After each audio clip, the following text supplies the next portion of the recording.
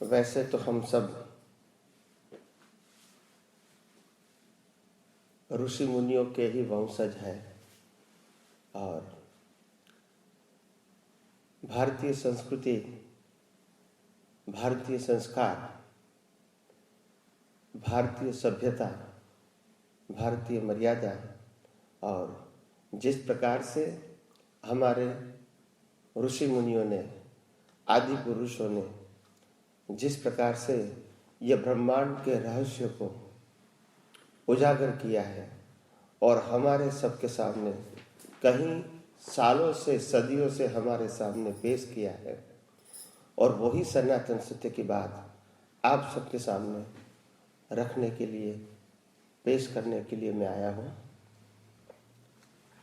बात कोई नई नहीं है, बात वही है जो इस ब्रह्मांड के अंदर थी, है और रहेगी।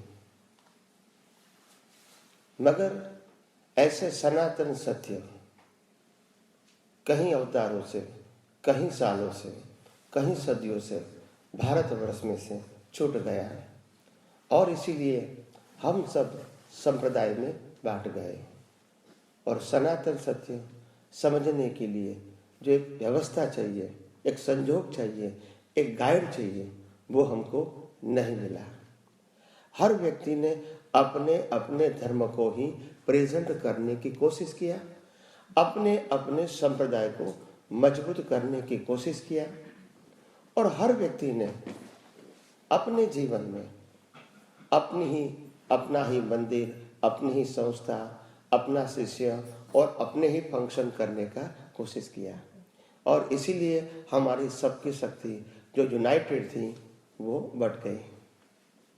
और जब सांप्रदायिक बात आ जाती है तो उसमें यूनिवर्सल ट्रूथ आता नहीं है, क्योंकि एक संप्रदाय दूसरे संप्रदाय को बिलीव ही नहीं करता है। एक व्यक्ति एक भगवान को मानता है, दूसरे को मानता तक भी नहीं है। एक मंत्र वाले दूसरे मंत्र को बोलता तक नहीं है। यानी हमारे अंदर हम डिवाइड हो गए। जो यूनिवर्सल की बात जो हम समझने वाले थे, ये हमारी क्षमता थी, ये हमारी दृष्टि थी, और इसीलिए हम भारतवर्ष की जो संस्कृति को वसुधैव कुटुंबकम कहते थे कि पूरी सृष्टि ही और सृष्टि के सभी जीव ही हमारे सब भाई बहन हैं। यही हमारी फिलॉसफी है। इसमें कोई बंटवारा नहीं था। बंटवारा धीरे धीरे सनातन सत्य बिछड़ जाने के बाद, खो जाने के बाद शुरू हुआ, और सब लोग अपने संप्रदाय को मजबूत करने में लग गए, और सनातन सत्य का रहस्य क्या हो गया? खत्म हो गया। और यही सनातन सत्य जो था, है और रहेगा, वही सनातन सत्य को आप सबके सामने उजागर करने के लिए आया हूं। मैं कोई नई बात करने के लिए नहीं आया हूं। तो ये हमारी जो संस्कृति थी वसुधैव कुटुंबकम, हम सभी को अपने भाई बहन मानते थे, और जियो और जीने दो, ये हमारा सिद्धांत था। हम भी जिएंगे और सभी जीवों को, न केवल मनुष्य को, प्राणियों को, वनस्पतियों को भी इतना ही जीवन जीने का अधिकार है। ये हमारी संस्कृति थी। इसमें कोई डिवीजन नहीं था। हम सूर्य को भी पूजा करते थे, चंद्र को भी करते थे, नदियों को भी माता मानते थे, अग्नि की भी पूजा करते थे, तुलसी की भी पूजा करते थे। ये हमारी संस्कृति थी। इसमें कोई भेदभाव नहीं था।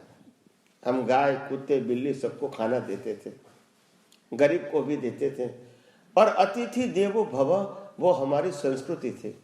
इसमें न नात थी, न जात थी, और कोई भी अननोन पर्सन भी आते थे, हम इसको वेलकम करते थे। That is our culture. हम ये नहीं कहते आपकी नात क्या है, जात क्या है, कहां से आए। अतिथि को भी हम देव के रूप में इसका रिस्पेक्ट करते थे। यही हमारी फिलॉसफी थी। इसमें कोई बंटवारा नहीं था, आप समझे। और यही हमारी संस्कृति, जो हमारे ऋषि मुनि जंगलों में जाके तपस्या करते थे, तब वो तपस्या नहीं करते थे, वो यही तपस्या करते थे कि ब्रह्मांड का रहस्य क्या है। वो खोजने के लिए जंगल में जाते थे, वो अपनी पर्सनल लाइफ के लिए नहीं जाते थे, और न ही कहीं रिद्धि सिद्धि के लिए उनको पड़ी थी। ब्रह्मांड के रहस्य को उन्होंने खोजा। दिन कब होता है, रात कब होता है, पूनम कब होती है, अमास कब होती है, भर्ती कब होती है, ओट कब होती है, सूर्य ग्रहण चंद्र ग्रहण कब होता है, ये ब्रह्मांड का रहस्य, पृथ्वी कब घूमती है, नदी का आती है, दूर आती है, ठंडी गर्मी, ये सब रहस्य उन्होंने खोजा हमारे ऋषि मुनियों ने। आज तो हम किताबों में पढ़ते हैं, उन्होंने तो विदाउट इंस्ट्रूमेंट ये सब कुछ रिसर्च किया है। क्या क्या होने वाला है वो भी उन्होंने ही बताया, क्योंकि वो ब्रह्मांड के रहस्य को जानने के लिए आए थे। ये अपनी प्रकृति को बड़ा बताने के लिए नहीं आए थे। और प्रकृति किसी की बड़ी और छोटी नहीं होती है, क्योंकि ये प्रकृति तो इंस्ट्रूमेंट है। क्या है? जीवन जीने का साधन। और जब हमारे कर्म खत्म हो जाते हैं, ये कर्मों की भुगतान का साधन है। और जब कर्म खत्म हो जाते हैं, इसको जला दिया जाता है, क्योंकि ये पंच महाभूतों से बना है और पंच महाभूतों में ही विलीन हो जाता है। ये शरीर न हम है और न हमारा है।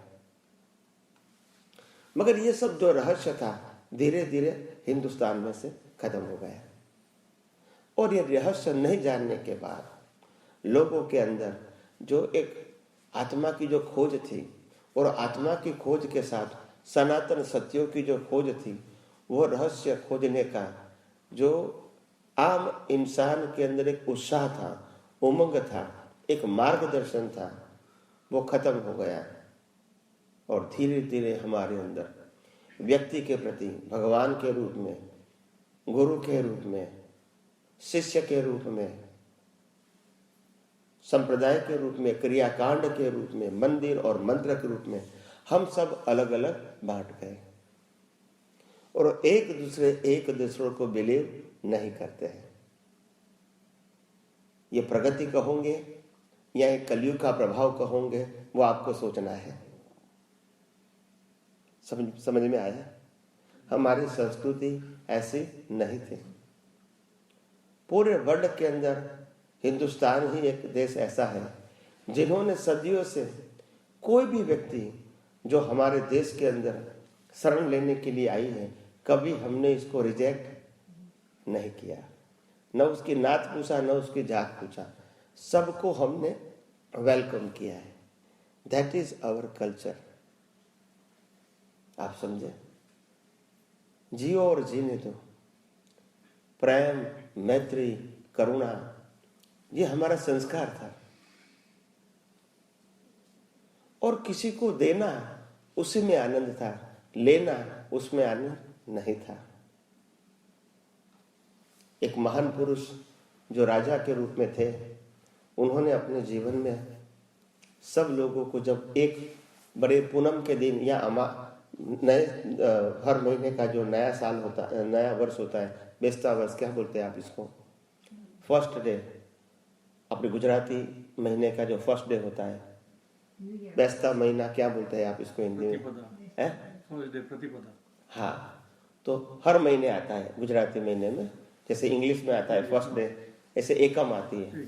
हाँ, तो उस दिन वो दान देते थे। क्या करते थे? वो दान देते थे।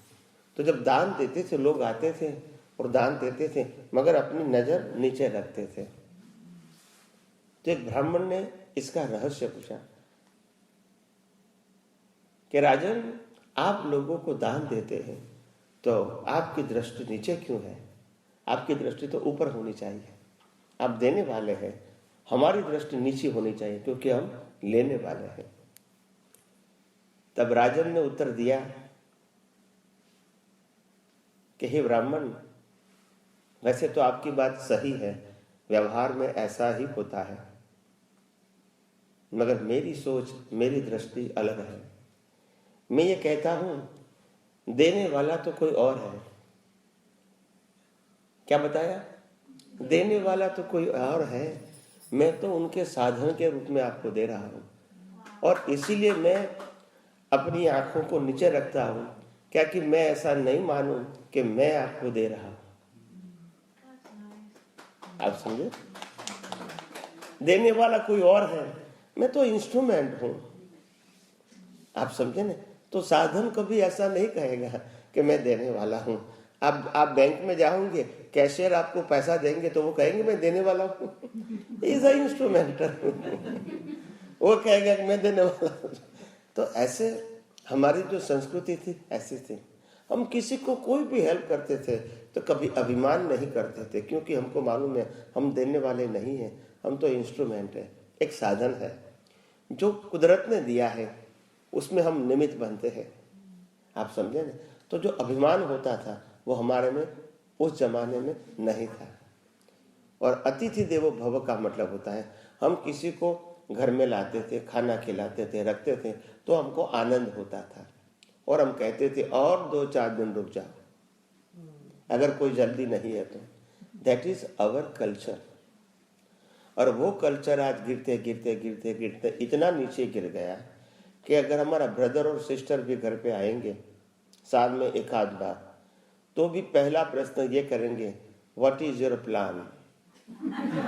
ये नहीं कहेंगे कब जाने वाले, ये तो अच्छा बुरा लगेगा ना, मगर हम कहेंगे प्लान क्या है, आपका प्लान क्या है, तो वो कहेंगे 3 दिन है, चौथे दिन चले जाएंगे, हम जाने वाले आगे का प्लान में। तो हमको मालूम होगा कि 3 दिन के बाद वो जाने वाला है। ये हमारी सोच हो गई। आज इंसान के प्रति इंसान का जो प्रेम है वो गिरता गया है।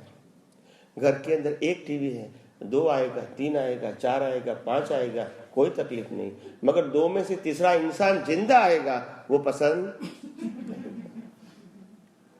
दैट इज, या हमारी सोच हो गई, गिर गई सोच। जो जिंदे व्यक्तियों को, इंसान को ही प्रेम करते थे, आप समझे ना, उसमें से हम मटेरियल में आ गए, जड़ को प्रेम करने लगे।